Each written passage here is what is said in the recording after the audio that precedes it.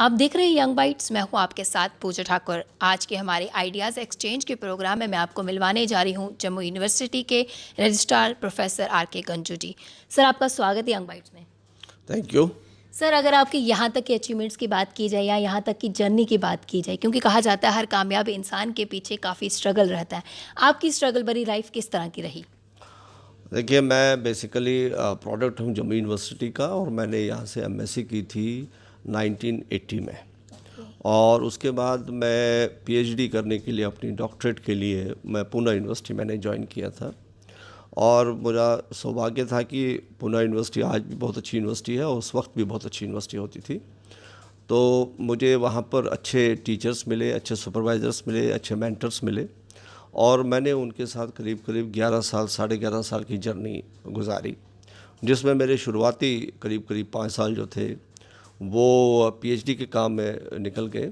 और उसके बाद मैं करीब करीब 5.5 साल, पौने 6 साल एक बड़ा ही प्रीमियर इंस्टीट्यूट है वहाँ पर, रिसर्च इंस्टीट्यूट, जिसे Deccan college post graduate research institute कहते हैं, वहाँ पर मैंने काम किया।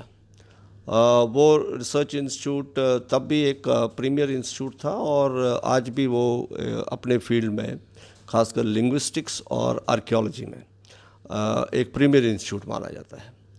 वहाँ पर एक सेक्शन में मुझे एक नौकरी मिली थी एज अ रिसर्च असिस्टेंट, और मैंने करीब करीब 5.5 साल, पौने 6 साल वहाँ पर गुजारे थे। उस दौरान मेरा इंटरेक्शन, क्योंकि वो एक बहुत नामी ग्रामी रिसर्च इंस्टीट्यूट था, तो मेरा इंटरेक्शन वहाँ पर कुछ फॉरेन साइंटिस्ट के साथ हुआ, जो एक्सचेंज प्रोग्राम में वहाँ पर हर साल आते थे, और काफ़ी रिनाउंड साइंटिस्ट थे वो लोग। और एज ए रिसर्च असिस्टेंट मैं उनके साथ किसी न किसी प्रोजेक्ट में, छोटे बड़े प्रोजेक्ट में उनके साथ जुड़ करके काम करता था। और उसी दौरान मुझे काफ़ी कुछ उनसे तजुर्बा, काफ़ी कुछ सीखने को मिला, नई चीज़ें जो उस वक्त नहीं होती थी। और उसी दौरान मुझे मौका ये भी मिला कि मैं कुछ इंटरनेशनल लेवल पे हिंदुस्तान से बाहर कुछ कंट्रीज़ में जा कर के अपने कुछ काम, अपने कुछ रिसर्च जो है वो प्रेजेंट कर सकूं। तो एक 12 साल का तवील अरसा जो मैंने पूना में गुजारा, वो मेरे लिए एक बिल्डिंग स्टोन था करियर का, जहाँ पर मैं रिसर्च के बारे में, पब्लिकेशंस के बारे में, प्रेजेंटेशंस के बारे में काफ़ी कुछ सीख चुका था। एजुकेशन सिस्टम की बात की जाए तो आपको क्या लगता है अब तक कितनी चेंजेस उसमें आई है? देखिए, एजुकेशन सिस्टम काफ़ी हद तक चेंज हुआ है उस वक्त से लेकर के आज के वक्त तक। जब हम एमएससी करते थे या जब हम पढ़ते थे और आज के दौरान, एक तो ये है कि हमारे समय में इतने कॉलेजेस नहीं होते थे, इतना टफ कंपटीशन नहीं होता था।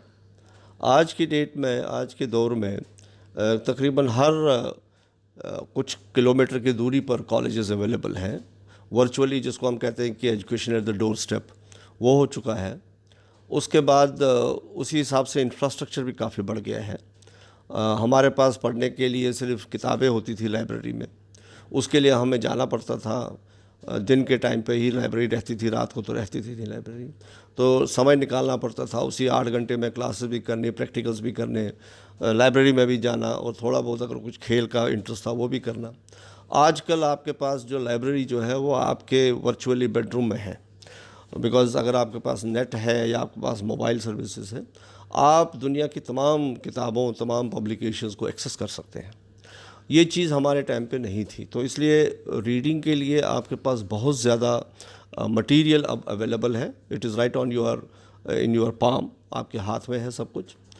और दूसरी बात है कि, मगर साथ ही मैं ये बता दूं कि इन सब इंफ्रास्ट्रक्चर के होने के बावजूद भी बच्चों का इंटरेस्ट जो हम देख रहे हैं, क्योंकि मैं भी करीब करीब 30 साल से टीचिंग लाइन में हूँ, बच्चों का इंटरेस्ट जो है टीचिंग की तरफ वो काफ़ी हद तक गिर चुका है। और ज़्यादा बच्चों को अब किताब पढ़ने की तरफ या लिटरेचर पढ़ने की तरफ या नया कुछ सीखने की तरफ कोई रुझान नहीं है, कोई इंटरेस्ट नहीं है। और मुझे लगता है इसमें कहीं ना कहीं जो हमारा को सुधारने की बहुत ज़्यादा ज़रूरत है। जी, एजुकेशन की बात की जाए वो तब भी कंपलसरी थी और अब भी है। अगर आपकी बात की जाए, जब आप अपनी स्टडीज़ कर रहे थे, आपने तब ये नहीं सोचा था कि आपने किस फील्ड में जाना है? क्या एम था आपका बचपन में? नहीं, ऐसा नहीं मैं कहूँगा कि मेरा एम नहीं था कहीं जाने का, क्योंकि जब मैंने मैट्रिकुलेशन की जी उसके बाद उन दिनों होती थी प्री यूनिवर्सिटी कोर्स, पीयूसी जिसको बोलते थे, ये कॉलेज में होता था। और उसके बाद बीए के 3 साल होते थे, जिसमें सेकेंड ईयर का एग्ज़ाम नहीं होता था, फर्स्ट ईयर और थर्ड ईयर का होता था। तो जब मैंने प्री यूनिवर्सिटी कोर्स ज्वाइन किया तो मुझे जब 4 सब्जेक्ट चुनने थे, उसमें इंग्लिश तो कंपलसरी था, लेकिन जब 3 सब्जेक्ट चुनने थे तो मैंने सबसे पहला सब्जेक्ट जो चुना था वो जियोलॉजी चुना था, क्योंकि जियोलॉजी आई डोंट नो, कुछ इंस्टिंक्ट ही ऐसा था कि मेरा उसकी तरफ रुझान था। तो मैंने जियोलॉजी के बारे में, मेरे दिमाग में कोई डिस्प्यूट नहीं था। और उसके बाद जब 2 सब्जेक्ट्स की बारी आई कि और दो कौन से चुनने हैं, तो हमारे एक रिलेशन में कोई सीनियर थे जो टीचिंग में थे, तो उन्होंने मुझे गाइड किया, मैथमेटिक्स और केमिस्ट्री आप साथ में ले लो। अदरवाइज जियोलॉजी की तरफ मेरा रुझान जो है वो पहले दिन से ही था, और इसको मैंने कंटिन्यू किया। और बीएससी करने के बाद एमएससी भी मैंने जियोलॉजी में ही की, और फिर मैंने रिसर्च भी अपना जो है एक पर्टिकुलर फील्ड ऑफ जियोलॉजी में किया। तो मेरा को कहीं पर भी कोई कन्फ्यूजन नहीं था कि मैंने क्या लेना है क्या नहीं लेना है। ये मैं उस वक्त हमारे पास यहाँ पर कुछ काउंसलिंग नहीं होती थी बच्चों की। आज की दौर में काउंसलिंग के बहुत से तरीके हैं, यूनिवर्सिटी भी देती है, कई बार कॉलेज भी देते हैं, और यहाँ तक कि आप ऑनलाइन भी काउंसलिंग ले सकते हैं, बहुत से हमारे पास एजेंसीज़ हैं। मगर फिर भी बच्चे जो हैं ना आज की डेट में, वो मुझे नहीं समझ आता कि वो क्यों इतने कंफ्यूज्ड हैं, वो क्यों नहीं अपने आप को एक किसी पर्टिकुलर लाइन की तरफ ओरिएंट करते हैं। कहीं ना कहीं उनके दिमाग में, उनके मन में कुछ कन्फ्यूजन है, कुछ कॉन्फ्लिक्ट है। जी। इससे पहले आपकी कहाँ पोस्टिंग थी, और जहाँ भी जगह आपकी पोस्टिंग हुई, किस तरह का एक्सपीरियंस आपका रहा हर जगह का? मैंने जैसे आपको शुरुआत में कहा कि मैंने करीब 5.5 साल पूना में गुजारे एक रिसर्च इंस्टीट्यूट में, और वो मेरा फाउंडेशन था। उसके बाद मैं यहाँ पर 1992 में ज्वाइन किया एज ए लेक्चरर। उन दिनों लेक्चरर होता था, आजकल असिस्टेंट प्रोफेसर कहते हैं। और फिर यहीं पर रह कर के मेरी तरक्की हुई, और मैं 2006 में प्रोफेसर बन गया जियोलॉजी में। जी। और इसके अलावा मेरी यही 2 नौकरियां रही हैं, या पूना में, यहाँ पर। और यहाँ से फिर मैं एचओडी बना, फिर मैं डायरेक्टर कॉलेज डेवलपमेंट था यूनिवर्सिटी में, और आज रजिस्ट्रार हूँ। जी। जिस तरह से बात की जाए, आपने कहा कि पहले एजुकेशन टेक्नोलॉजी इतनी ज़्यादा फार नहीं थी आज के मुकाबले में, लेकिन अब जिस तरह से टेक्नोलॉजीज भी बढ़ते जा रही है, बच्चों में स्ट्रेस लेवल भी काफ़ी बढ़ता जा रहा है और कंपटीशन भी ज़्यादा बढ़ता जा रहा है। उन सभी के लिए क्या टिप्स देना चाहेंगे आप? देखिए, सबसे पहली बात मैं बच्चों से ये कहूँगा कि ज़िंदगी में शॉर्टकट नहीं होता है।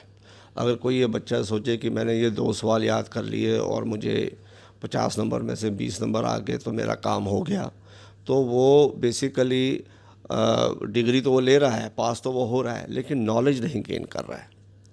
और अगर वो नॉलेज नहीं गेन कर रहा है तो वो कहीं ना कहीं आगे जा कर के किसी न किसी कंपटीशन में नेशनल या इंटरनेशनल लेवल पे ज़रूर मार खाएगा, ज़रूर धोखा खाएगा। सबसे बड़ी इंपॉर्टेंट चीज़ जो होती है वो होती है नॉलेज गेन करना। तो मार्क्स गेन करने से ज़्यादा हमें नॉलेज गेन करना होता है। ये जो एक कंपटीशन हमारे यहाँ हो चुका है, और उसमें पेरेंट्स भी इन्वॉल्व है, सोसाइटी इन्वॉल्व है, यूनिवर्सिटीज़ इन्वॉल्व है, कॉलेज इन्वॉल्व है। जो एक सेंस ऑफ कंपटीशन हमने बच्चे को दिया है कि तुम्हारे 80% है, उसके 90% है, इसके ये चीज़ें मैटर नहीं करती। कहीं ना कहीं पेरेंट्स का भी प्रेशर रहता है बच्चों पे। मैं वही कह रहा हूँ, पेरेंट्स का भी है, सोसाइटी का भी है, देखा देखी भी होती है कि आपके घर में 4 भाई हैं, कज़न्स हैं, तो कोई ना कोई कहता है कि भाई उसके नंबर देखो तुमसे ज़्यादा आ गए, तो वो बच्चा स्ट्रेस में आ जाता है। हमको बच्चों को ये सिखाना चाहिए कि percentage of marks is not very important in life, important is the knowledge. And to gain the knowledge आपको शॉर्टकट नहीं है, आपको पढ़ना है। और जो भी आपका सब्जेक्ट है, जिस सब्जेक्ट में आपको बड़ा ज़्यादा इंटरेस्ट है, उसको आप डिटेल में पढ़िए, एक एक चीज़ उसकी पढ़िए, और वो नॉलेज जो है उसको रिटेन कीजिए। स्टडीज़ के अलावा जम्मू यूनिवर्सिटी में आप किस तरह की एक्टिविटीज़ करवाते हैं? हम लोग यहाँ पर देखिए हर तरह की एक्टिविटीज़ हमारे यहाँ यूनिवर्सिटी में होती है, क्योंकि ये एक पार्ट बन गया है एजुकेशन का as per the directions of the government of India. इसमें हमारी काफ़ी एक्स्ट्रा करिकुलर एक्टिविटीज़ होती हैं, स्पोर्ट्स के फेस्टिवल्स होते हैं, स्पोर्ट्स होती है। उसके बाद हमारे पास यहाँ पर जो है वो ड्रामाज होते हैं, म्यूज़िक के प्रोग्राम्स होते हैं। वो DSW हमारा जो है वो हर साल करता है, जिसको हम डिस्प्ले योर टैलेंट करते हैं। उसके अलावा भी हम कई प्रोग्राम करते हैं, जैसे आजकल हमारे पास यहाँ पर जो है जो 50th हमारा गोल्डन जुबली सेलिब्रेशन चल रहा है, उसमें हमने बेंचमार्क लेक्चर्स रखे हुए हैं, जिसमें हम बड़े सीनियर फैकल्टी के लोग आउटसाइड इंडिया ऑल्सो उनको बुलाते हैं, या आउटसाइड जम्मू जो है उनको बुलाते हैं, और उनके कुछ बड़े स्पेशलाइज्ड लेक्चर्स हम यहाँ पर करवा रहे हैं, जिसमें हमने शायद 5 या 6 लेक्चर करवा दिए हैं और आगे भी चलेंगे। उसके बाद भी हमारे जैसे आजकल हमारा 150th anniversary of birth anniversary of Mahatma Gandhi चल रहा है, उसमें भी हम लोगों ने लेक्चर सीरीज़ रखी हुई है जो मार्च अप्रैल तक चलेगी। तो ये काफ़ी हमारी एक्टिविटीज़ रहती हैं, और इसमें पार्टिसिपेशन ऑफ स्टूडेंट्स जो है वो हमारे लिए बड़ा इंपॉर्टेंट रहता है कि बच्चे जो हैं वो ज़रूर पार्टिसिपेट करें और कुछ ना कुछ सीख के जाएं। जी, जब आप अपनी स्टडीज़ कंटिन्यू करते थे और साथ ही साथ फिजिकल एक्टिविटीज़ भी आप करते थे, सबसे ज़्यादा कौन सी पसंद थी आपको? मैं बैडमिंटन खेलता था, और करीब करीब 8-9 साल 10 साल मैंने बैडमिंटन खेला था जब मैं पूना में था। उसके बाद यहाँ आने के बाद प्री ऑक्यूपेशंस कुछ ज़्यादा हो गई, तो फिर आस्ता आस्ता वो अगर ख़त्म अभी हो गया। मौका मिले तो आप ज़रूर खेलना पसंद मैं खेलूंगा, लेकिन हो सकता है मेरे रिफ्लेक्स एक्शंस इतने नहीं होंगे शटल्स को पिकअप करने के लिए, मगर ज़रूर शटल, आज भी मेरे घर में शटल जो मेरा है बैडमिंटन है वो आज भी कील पे टंगा हुआ है, और खेलने का मौका नहीं मिलता। हमारे माध्यम से जितने भी यंगस्टर्स देख रहे हैं उनके लिए क्या कहना चाहेंगे कामयाबी का मंत्र? देखिए, सबसे पहले बात मैं बच्चों से ये कहूँगा कि ज़िंदगी में कभी कंफ्यूज नहीं होना है किसी भी सिचुएशन में, और हर सिचुएशन का कोई ना कोई हल होता है, कोई ना कोई सोल्यूशन होता है। उसमें सिर्फ एक चीज़ बड़ी इंपॉर्टेंट होती है कि यू शुड रिमेन काम। आप अगर बिल्कुल ठंडे दिमाग से सोचेंगे तो आपको अपने आप सोल्यूशन उसका मिल जाएगा। दूसरा, नॉलेज गेन कीजिए, परसेंटेज के पीछे मत भागिए।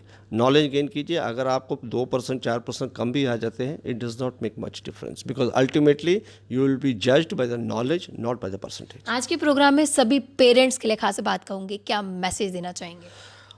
पेरेंट्स से मैं ये सबसे बड़ी बात कहूँगा कि बच्चे को अपने दोस्त की तरह ट्रीट कीजिए। उसकी जो इच्छाएं हैं, उसकी जो सेंटिमेंट्स हैं, उसके जो इमोशंस हैं, उसको समझिए, उसको वैल्यू कीजिए। जी, thank you so much sir, हमारे साथ जुड़ने के लिए, अपना एक्सपीरियंस शेयर करने के लिए और कीमती सारा मैसेज देने के लिए। Thank you very much. जी, तो आज के हमारे आइडियाज़ एक्सचेंज के प्रोग्राम में हमारे साथ जुड़े थे प्रोफेसर आर.के. गंजूटी। इन्होंने अपना एक्सपीरियंस शेयर किया और सभी व्यूअर्स के लिए एक अच्छा सा मैसेज भी दिया। अगली अपडेट लेकर फिर मैं हाजिर होंगी और अगले हफ्ते फिर नई शख्सियत से आपको रूबरू करवाऊंगी। तब तक के लिए आप देखते रहे यंग बाइट्स। वीडियो जर्नलिस्ट अभिषेक बड़ू के साथ मैं पूजा ठाकुर, यंग बाइट्स जम्मू।